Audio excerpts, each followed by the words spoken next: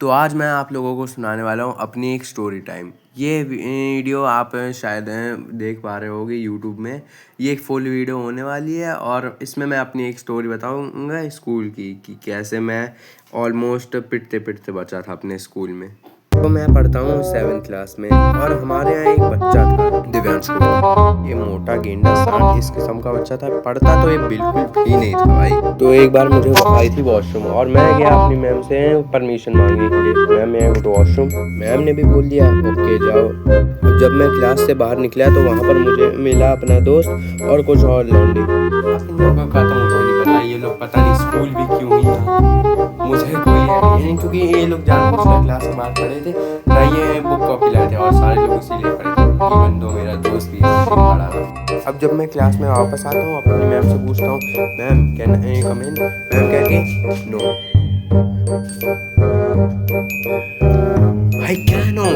भाई देखो पहले तो मुझे लगता है कि मैम ने मुझे उन बच्चों में से समझ लिया है जो कि क्लास के बाहर खड़े हुए थे बुक कॉपी नहीं लाने की वजह से। इसलिए मैंने फिर पूछा मैम मैं कम इन। मैम बोलती है बेटा तुम बुक और नोटबुक लाए हो? और फिर मुझे रियलाइज होता है कि लाया तो मैं भी नहीं हूँ। मैम बोलती है बेटा वहीं खड़े रहो चुपचाप सबके साथ। तो मैं खड़े हो जाता हूँ वहाँ पर, क्योंकि वहाँ पर मेरे दोस्त भी थे दो, पर वो मोटा गेंडा दिव्यांश होली भी वैसे वहीं पर था। अब उससे मेरी धीरे धीरे करके बहस चालू हो जाने लगती है। वो मेरे को बोलने लगता है, मैं उसको बोलने लगता हूँ, वो गालियाँ देने लगता है। मैंने उसे कंटाप मार दिया। मैंने बहुत रोस्ट किया। वो बेचारा ज़्यादा रोस्ट नहीं कर पा रहा था, वहीं पर खड़े खड़े बस देख रहा था होपलेसली, पर गुस्सा मुझे दिख रहा था कि उसे बहुत आ रहा है। अगले दिन तो मैं आया नहीं, पर फिर जब मैं उसके एक दिन बाद आया ना, मैंने कुछ ऐसा सुना अपनी असेंबली में अपने दोस्तों से। मैं पहले अलर्ट में चला गया, पर उसके बाद जो हुआ था भाई बवाल था। अगले दिन मुझे मेरे दोस्त असेंबली में बताते हैं भाई भाई तुम फेल ही जाओगे। मुझे समझ में नहीं आता है वो क्या कहना चाह रहा है। असेंबली ओवर होते ही मैम मुझे और शशांक को पकड़ लेती हैं और बोलती हैं बेटा जरा इधर आओ। मैम बोलती हैं you guys were abusing at Divyansh Kohli.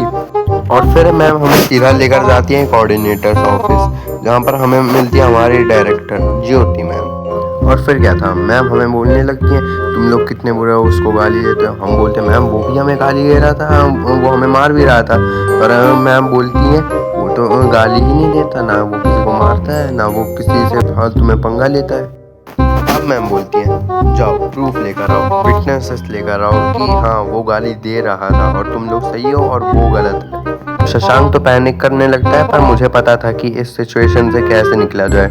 अब मैं ले आता हूँ कुछ 8th क्लास के सीनियर भैया लोगों को। ये लोग मेरे दोस्त ही थे और मुझे बहुत अच्छे से जानते थे, जैसा कि मेरा बड़ा भाई भी इन्हीं की क्लास में पढ़ता था और इनका बहुत अच्छा दोस्त था। मैंने रास्ते में हर एक बार बताता हूँ कि भैया देखो आपको ऐसा बोलना है कि हाँ यही मोटा गाली दे रहा था इन लोगों को, आपको अच्छे से झूठ बोलना है, हमने सब सुना था।